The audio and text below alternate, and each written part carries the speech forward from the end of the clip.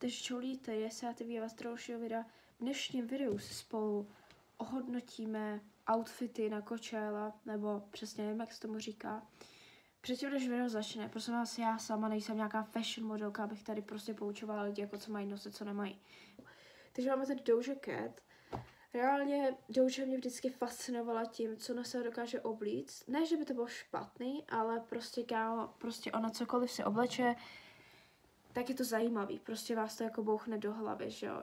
Prostě jako té minulé, co měla ten červený outfit, který uvidíte teď, tak jako to mě vždycky taky fascinovalo. Anyways, aby jsme si ohodnotili tenhle outfit. Prostě týpka má reálně pomalu spodní prádlo, takže reálně vypadá to, jak kdyby si týpka koupila prostě koberec, víš co, a prostě se to udělala jakoby oblečení. Mně upřímně se to nelíbí, že tomu dávám asi tak 1 z 10. Jako další tady máme Justin Sky a Hailey Bieber. Justin Sky nemůžu úplně jako říct, že znám, ale jako docela se mi líbí její outfit, jako má hezký jakože oblečení. Co se týče Hailey, vypadá jak kdyby Hailey vypadá jak já, když jdu do školy. Jo, prostě zahalená jak jeptiška, ale ne, prostě bych si to nevzala. Zatímco Justin je pěkná, vypadá pěkně, jo, make-up má dobrý, hezká je, jo, ten má solidních 8 z 10, jo, fakt se mi to líbí. Zatímco Hailey bych dala jakože 3 z 10. Charli D'Amelio, jako není to strašný, zase to není úplně moc krásný, takže Charli má jakože, reálně tam má jenom podprsenku a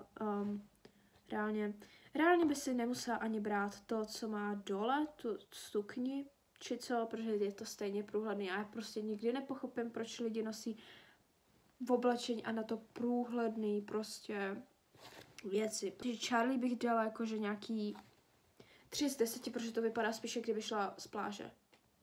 Landon Barker, mám pocit, že to je dokonce i její boyfriend. Pěkný outfit, jo, pěkný outfit, ale na Coachellu bych si to prostě nevzala. Typek vypadá jak já, když jdu do školy, kámo, tak 5 z 10, což není zase tak hrozný. Sabrinu Carpenter, proti Sabrině nic nemám, ale zarazila mě tak ta sukně, kámo, reálně ta sukně mohla být kratší, ne?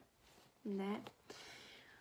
Sabrina Hoříšek má docela v pohodě, jako jo, prostě bílý tričko, víš co, a nějakou bundu. Právě mě zarazila fakt jako ta sukně, protože to je fakt jako, to není ani mini sukně, to je mini sukně, ne, to je mikrosukně, kámo, mikrosukně. Že, ale zase to není hrozný outfit, takže bych tomu dala třeba tak 6 z 10. Jako další tady máme nějakýho Barry Keoghan, neznám. Ale typek má reálně pěkný outfit, hezký boty, kraťasy, tílko, fakt jako pěkný, má hezký outfit, ale zase bych si to asi na Coachellu nevzala, protože prostě je to jak kdyby si prostě šel reálně na pláž. Fakt se mi ten outfit líbí, takže tomu dám asi 7. Další tady máme Paris Hilton, ta vypadá jako kovbojka, to je smash, to je fakt hot, já mám pro ně slabost. Ne. Prostě týpka vypadá prostě pěkně, sluší to, hezký, jo, v pohodě, outfit, pěkný. Má 9 bodů z 10. Pak tady máme moji milovanou Billie Eilish. Jo, miluju Billie a vždycky budu, kámo. Billie reálně má takový outfit, že prostě jako ona vždycky totálně killuje prostě to oblečení, kámo. Ta prostě cokoliv se vezme, tak je to na ní strašně hot, protože sama Billie je úplně nádherná osoba a prostě všechno, co se na sebe vezme, to jí sluší. Stejně tak Dua Lipa, oni dvě jsou úplně úžasný.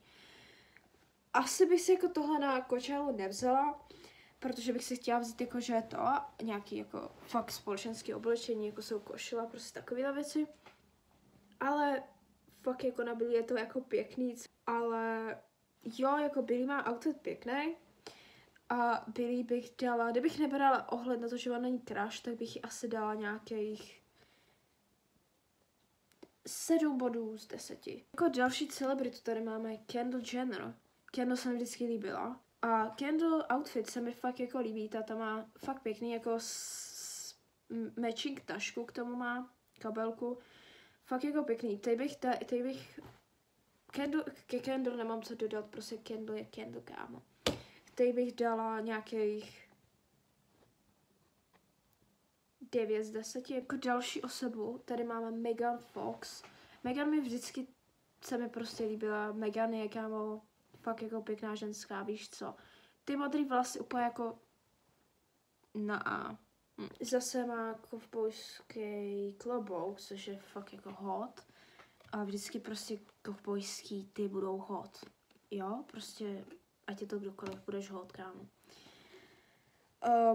Akorát, jako týpka má pěkný outfit, akorát bych si tam vzala nějaký jako kalhoty k tomu, nebo třeba černý silonky, abych jako, víš co, prostě burka je celá jako v černém, ale pak tam mám prostě místo, jo. Takže to bych jako já osobně si dala to, takže teď dám nějakých jako, nemá to špatný, takže 5 z 10.